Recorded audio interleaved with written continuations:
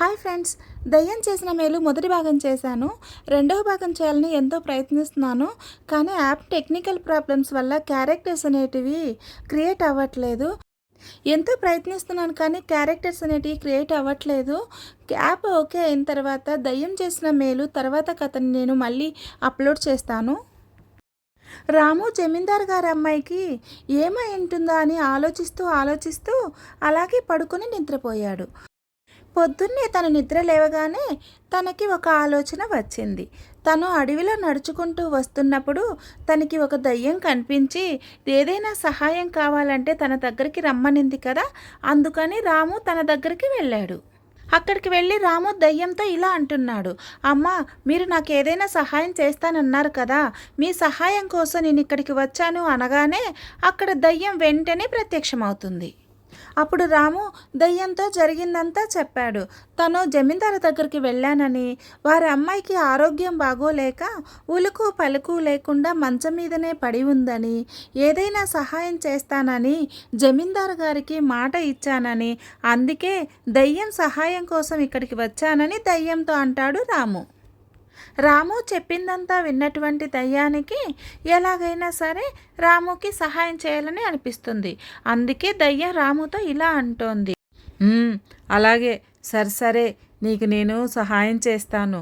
ఇక్కడికి దూరంగా ఉన్నటువంటి రత్నగిరి కొండల్లో ఒక పెద్ద గుహ ఉంది.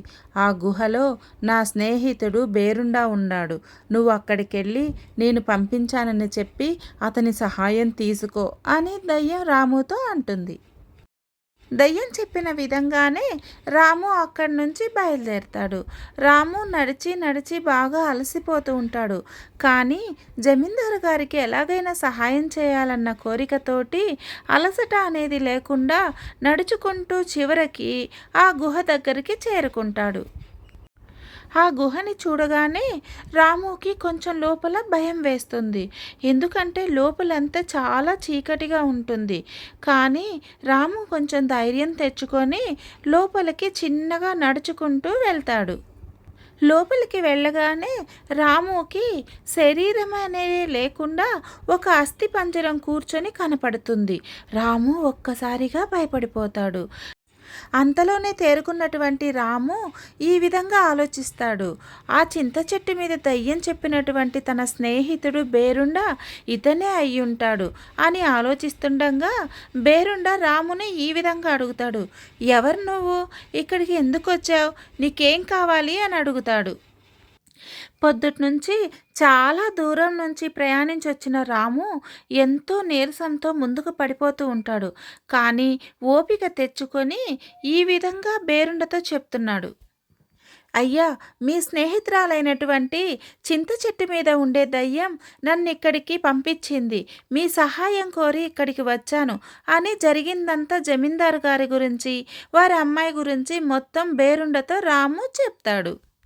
అప్పుడు బేరుండ తనకుండే శక్తులతోటి దివ్య దృష్టితోటి జరిగింది మొత్తం తను గ్రహించి రాముతో ఈ విధంగా చెప్తున్నాడు, పాలగిరి కొండల్లో పడమటి వైపున దట్టమైన అడవి ఉంది.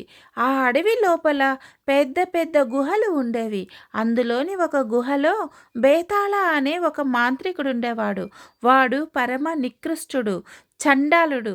వాడు ఎవ్వరినీ వదలడు. అతనికి దయ, జాలి, గుణం అనేవే అసలు లేవు. ఒకరోజు బేతాళుడు అడవిలో సంచరిస్తూ ఉండగా అతనికి ఒక అందమైన అమ్మాయి కనిపిస్తుంది. ఆమె ఎవరో కాదు, అవంతిపురము దేశము యొక్క యువరాణి. చాలా అందంగా ఉంటుంది. ఆమె తన తండ్రితోటి వేటకని ఆ అడవికి వస్తుంది. బేతాళుడు తనకున్నటువంటి దివ్యశక్తులతో ఆ అమ్మాయి యొక్క జాతకాన్ని చూస్తాడు. 1,000,000 మందిలో ఒక్కరికుండే జాతకం ఆ యువరాణిదని తెలుసుకొని ఆమెను బలివ్వాలని అనుకుంటాడు. మారువేషంలో వెళ్ళినటువంటి మాంత్రికుణ్ణి రాజుగారు గుర్తించి చంపాలని చూస్తారు. ఈ విషయం తెలుసుకున్నటువంటి మాంత్రికుడు యువరాణిని రాజుగారిని అక్కడికక్కడికే చంపేస్తాడు. ఆ అడవిలో బేతాళుడు చంపేసినటువంటి ఆ రాజు కూతురే ఈ జన్మలో జమీందారు వారి అమ్మాయిలాగా జన్మించారు. ఎన్నో సంవత్సరాలు తపస్సు చేసి తన దివ్య దృష్టితో ఈ విషయాన్ని తెలుసుకున్నటువంటి బేతాళుడు జమీందారు గారి అమ్మాయిలోని ప్రాణాన్ని ఒక మాయా చిలుకలో బంధించాడు. అందుకే జీవం లేని శరీరం కాబట్టి జమీందారు గారి అమ్మాయి ఉలుకు పలుకు లేకుండా అలాగే పడి ఉందని చెప్తాడు. బేరుండా చెప్పిందంతా విన్నటువంటి రాముకి ఏం చేయాలో అర్థం కావడం లేదు. అందుకే రాము బేరుండని ఇలా అడుగుతున్నాడు, ఇప్పుడు ఆ మాయా చిలుక ఎక్కడుంది, దానిని ఎలా సాధించాలి, అందులో ఉండే ఆత్మని జమీందారు గారి అమ్మాయి శరీరంలోకి ఎలా ప్రవేశపెట్టాలి అని రాము అడుగగా అప్పుడు బేరుండ ఇలా చెప్తున్నాడు. బేతాళుడుండే గుహలోనే ఆ మాయా చిలుక ఉందని, అది అన్ని చిలుకలలాగా కాకుండా దాని శరీరం 2 భాగాలుగా ఉంటుందని, దానిని ఎవరైతే చంపేస్తారో అప్పుడే జమీందారు గారి అమ్మాయి శరీరంలోనికి ఆ ఆత్మ వెళ్తుందని బేరుండా చెప్తాడు. ఇప్పుడు ఆ గుహలో బేతాళుడు లేడని, మాయా చిలుక ఒకటే ఉందని, బేతాళుడు మరో చోటికి తపస్సుకు వెళ్ళాడని, మళ్ళీ కొన్ని సంవత్సరాల వరకు తాను రాడని, ఇప్పుడు వెళ్ళి ఆ చిలుకను చంపమని బేరుండ రాముతో చెప్తాడు. బేరుండ చెప్పిన వెంటనే అతని దగ్గర సెలవు తీసుకొని రాము ఆ గుహ దగ్గరికి బయలుదేరుతాడు. రాము ఆ గుహలోకి రాగానే ఎదురుగా అతనికి మాయా చిలుక కనిపిస్తుంది. ఇక రాము ఏమాత్రం ఆలస్యం చేయకుండా తన దగ్గర ఉన్నటువంటి కత్తితోటి ఆ చిలుకని చంపేస్తాడు. వెంటనే ఆ మాయా చిలుక 2 భాగాలుగా తెగి కింద పడి చనిపోతుంది. ఇక్కడ చిలుక చనిపోయిన మరుక్షణమే అక్కడ జమీందారు గారి వారి అమ్మాయికి ప్రాణం తిరిగి వస్తుంది. వెంటనే జమీందారు గారి దగ్గరకు వచ్చినటువంటి రాము అక్కడ జరిగినది మొత్తము వివరంగా జమీందారు గారికి చెప్తాడు. జమీందారు గారి అమ్మాయి ప్రాణాలు ఒక మాయా చిలుకలో ఉన్నట్టు, తనకు ఏ విధంగా బేరుండ సహాయం చేసింది, తనను ఆ చిలుకను ఏ విధంగా వధించింది, మొత్తం అంతా వివరంగా జమీందారు గారితో రాము వివరంగా చెప్తాడు. రాము చెప్పిందంతా విన్నటువంటి జమీందారు గారికి రాము యొక్క మంచి మనసు, అతని తెలివితేటలు, అతని ధైర్యము అన్నీ అర్థమవుతాయి. జమీందారు గారు ఇచ్చిన మాట ప్రకారమే తన కూతురిని బ్రతికించినందుకు గాను రాముకి తన ఆస్తిలో సగం వాటా ఇస్తానంటాడు. కానీ రాము మాత్రము అందుకు అంగీకరించడు. రాము తాను ఇదంతా డబ్బు కోసం చేయలేదని, సాటి మనిషికి సాటి మనిషిగా సహాయం చేశానని చెప్తాడు. అప్పుడే అక్కడికి వచ్చినటువంటి జమీందారు గారి అమ్మాయి రాము మాటలు విని రాము చాలా మంచివాడని గ్రహిస్తుంది. రాము తన ప్రాణాలు కాపాడినందుకు రాముకు ఎంతగానో రుణపడి ఉంటానని రాముకి తన ధన్యవాదాలు తెలుపుకుంటుంది. రాము తన తల్లిని చూసి చాలా రోజులైందని, తన తల్లి దగ్గరికి వెళ్ళాలని అనుకుంటున్నానని చెప్పి వాళ్ళ ఊరికి బయలుదేరుతాడు.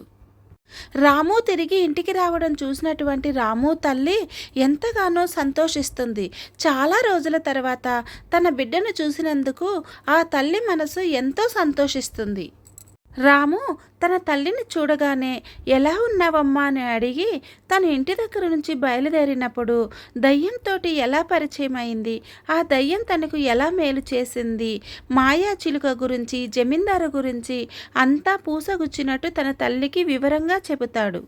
రాము జమీందారు గారి అమ్మాయి ప్రాణాలు ఎలా కాపాడాడో తెలుసుకున్నటువంటి రాము తల్లి ఎంతగానో సంతోషిస్తుంది. అలా కొన్ని రోజులు గడిచిన తరువాత ఒకరోజు జమీందారు గారు రాము ఇంటికి వస్తాడు. రాము ఇంటికి వచ్చిన జమీందారు గారు అమ్మ లోపల ఎవరైనా ఉన్నారా అని పిలవంగానే రాము తల్లి బయటికి వస్తుంది. ఎవరయ్యా మీరు, ఇక్కడికి ఎందుకు వచ్చారు, ఏ పని మీద వచ్చారని రాము తల్లి అడగగా అప్పుడు జమీందారు గారు తానొక జమీందారునని, రాము తన కూతురి ప్రాణాలు ఏ విధంగా కాపాడాడో అంతా తన తల్లికి చెప్పి రాముని తన కూతురికిచ్చి పెళ్లి చేయమని రాము తల్లిని జమీందారు గారు అడుగుతారు. అంతటి జమీందారు గారే వచ్చి రాముకి తన కూతుర్ని ఇస్తానడంతో ఆ తల్లి ఎంతో సంతోషించి రాము జమీందారు గారి కూతురుల పెళ్లి జరిపిస్తుంది. ఆ విధంగా దయ్యం చేసిన సహాయంతో రాము ఒక ఇంటివాడవుతాడు. Please subscribe my channel and thanks for watching my video.